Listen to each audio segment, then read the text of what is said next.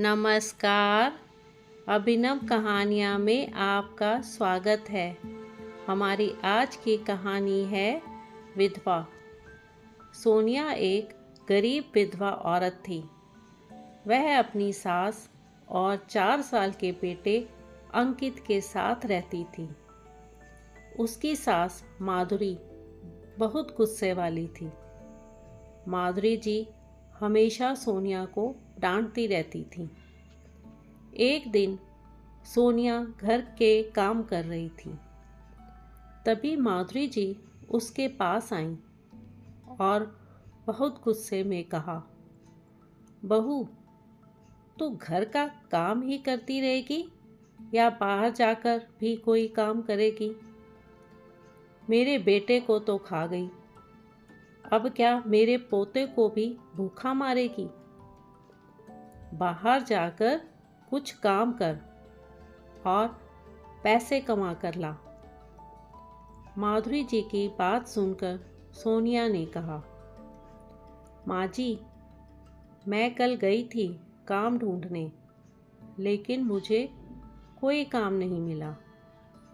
आज फिर जाकर काम की तलाश करती हूँ।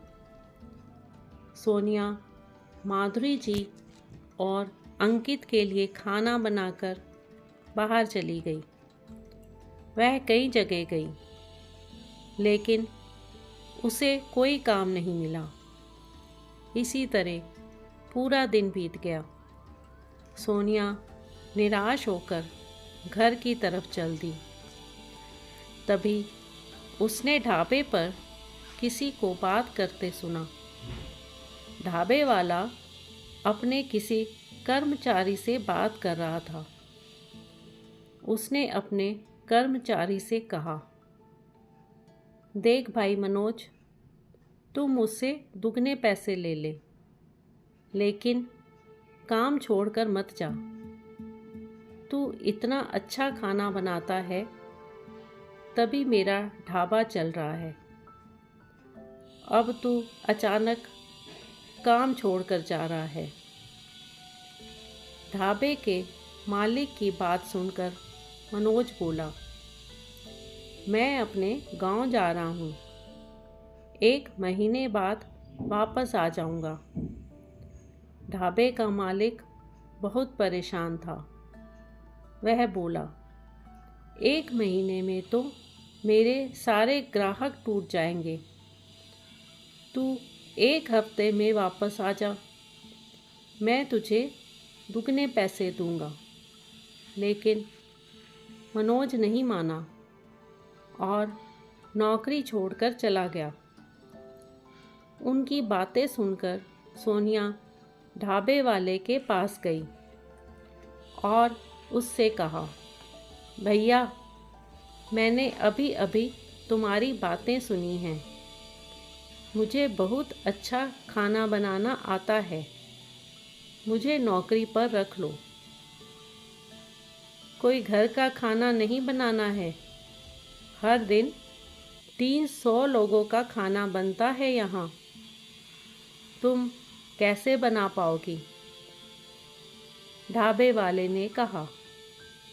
सोनिया ढाबे वाले से निवेदन करने लगी, भैया, मुझे पैसों की बहुत ज़रूरत है, मेरा विश्वास करो, तुम्हारा एक भी ग्राहक वापस नहीं जाएगा। भैया, अभी 1 महीने पहले मेरे पति का स्वर्गवास हुआ है, तभी मैं काम ढूंढने निकली हूँ। ढाबे वाले को उस पर दया आ गई। वैसे भी उसे कर्मचारी की ज़रूरत थी। उसने सोनिया से कहा, ठीक है बहन, मैं अपना व्यापार तुम्हारे हाथों में सौंप रहा हूँ। अगर मेरे ग्राहकों को तुम्हारा खाना पसंद नहीं आया तो मैं तुम्हें पैसे नहीं दूंगा। सोनिया उसकी बात मान गई। अगले दिन से सोनिया ने ढाबे पर खाना बनाना शुरू कर दिया।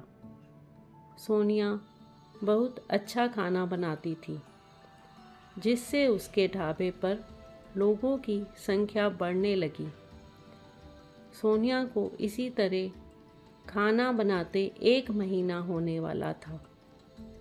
एक दिन मनोज वापस ढाबे पर आ गया और ढाबे के मालिक से बोला, लो सेठ, मैं आ गया। तुम्हारे बारे में सोचकर मैं 1 महीने से पहले ही आ गया। बताओ आज क्या बनाना है?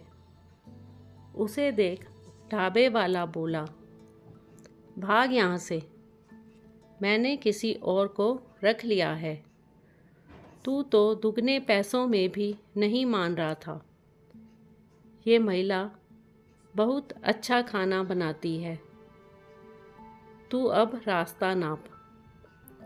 मनोज को बहुत गुस्सा आया। उसने कहा, मैं भी देखता हूँ ये ढाबे पर कितने दिन काम करती है।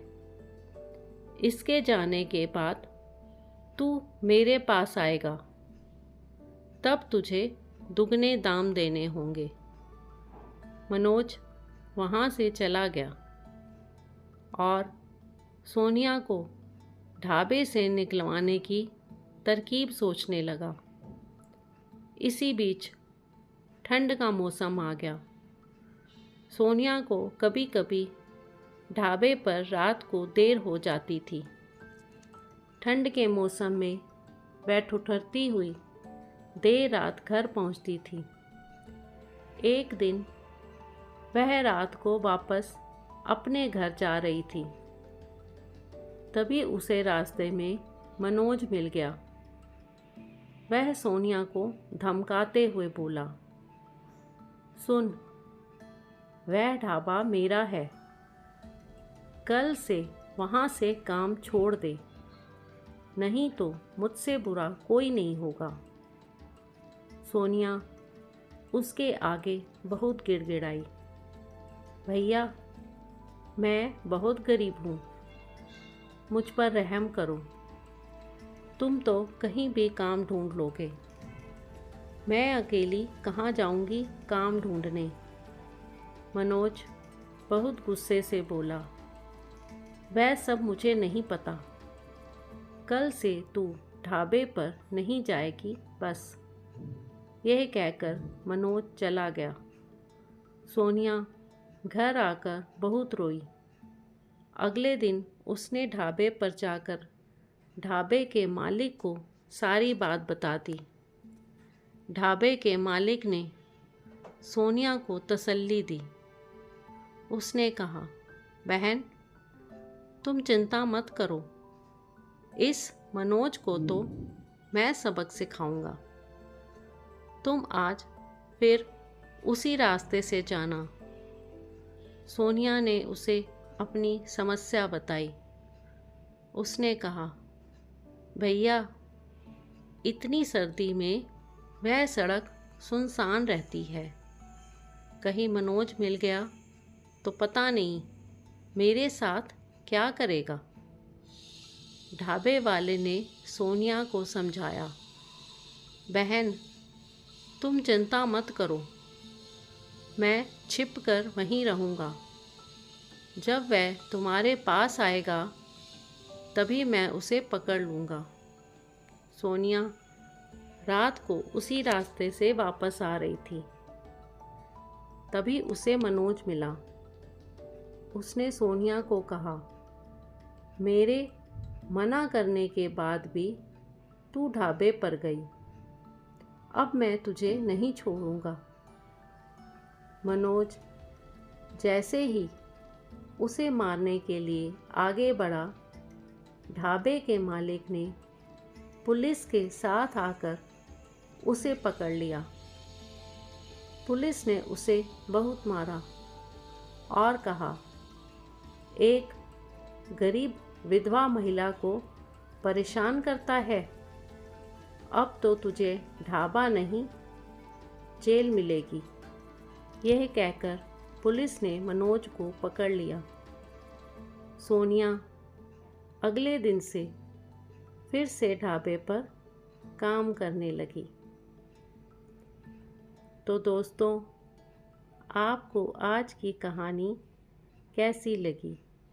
लाइक और कमेंट करके ज़रूर बताएं और चैनल को सब्सक्राइब करना बिल्कुल ना भूलें।